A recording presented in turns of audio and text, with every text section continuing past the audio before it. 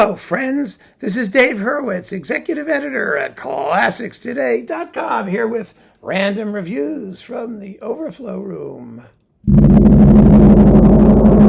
Yes, and today, well, I just have a small pile of things to go through today, but lovely stuff. We've talked about this guy before, William Laws. William Laws lived from 1602 to 1645, the very beginning of the Baroque period. But of course, he was in the UK, which was 100 years behind everybody else anyway. And he composed mainly consort music. And I really enjoy consort music. It's another one of those things that I don't listen to it often, but there are moments when the mood takes me and I just want to hear a pile of it. And I have a moment. And I go through a lot of William Laws. Most of my Laws is upstairs because I listen to it not infrequently. You should never use that construction. When I was in school, in English class, the not or not in construction was considered to be horrible form. And in order never to use it ever again, we were taught to repeat the sentence endlessly. The not unbrown dog chased the not unblack cat through the not ungreen field. Yeah, that's a good way to never do that again. So you see how well it worked with me. Anyway, I do like to listen to William Laws. And this first set is on Chandos, Chacon, featuring the Purcell Quartet with Nigel North and Paul Odette. This is the premiere recording of the complete set of Royal Consort Suites. There are 10 of them.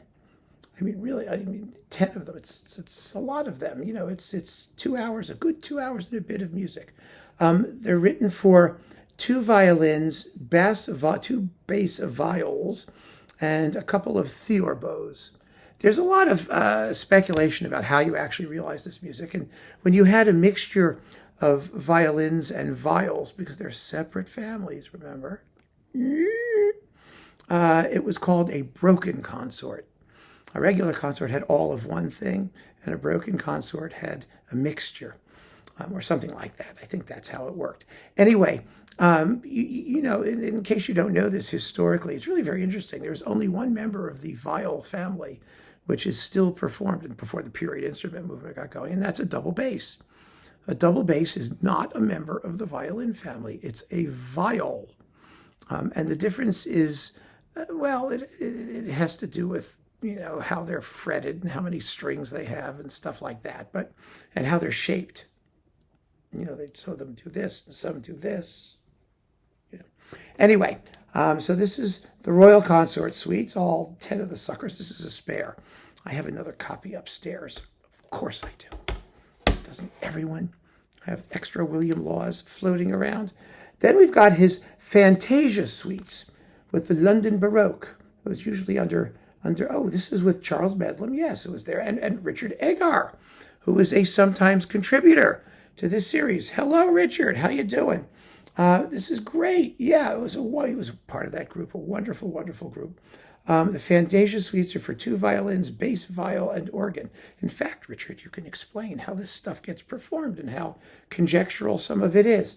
There are 8 of these suckers, and they're beautifully played here. They really are on period instruments. A lovely disc on Harmonia Mundi. So, I remember why they're called Fantasia Suites, because I think there's a Fantasia at the beginning of one of them. Yes, they all start with a Fantasia. I remembered. That was it. And each of them is in 3 movements, followed by two arias or airs, an allemande and a galliard, to just wrap it up. So they're 3 movement, delightful works. They really are. So that's that one.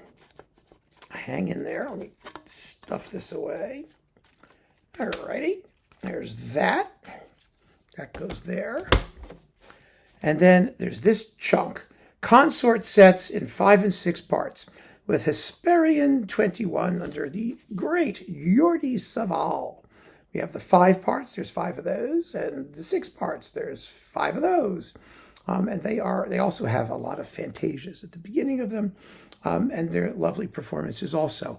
This was back when Jordi Savall actually played the music that he should have been playing before he started doing Schumann and Mendelssohn and Bruckner, and oh my gosh, it was just horrifying beyond all belief.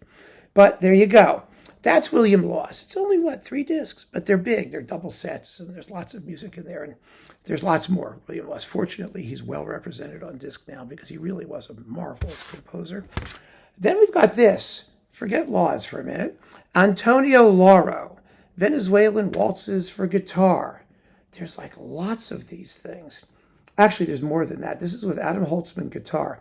Lauro lived from 1917 to 1986 and was a well-known guitar composer. He had a moment of brief fame a few decades ago among guitarists and people like that, and he still gets played pretty regularly. There are some lovely works on here aside from the waltzes. There's the Suite Venezolana, the 4 valses venezolanos, and a work called Triptico, which is quite lovely, and a variation set, Variaciones sobre una canción infantil venezolana. So variations on a Venezuelan children's song. Lovely, lovely stuff, and beautifully performed here, which is why I hung on to it. I mean, I'm not a guitar music guy normally, but I do like to have a good representation of the repertoire because there's some beautiful things. There really are.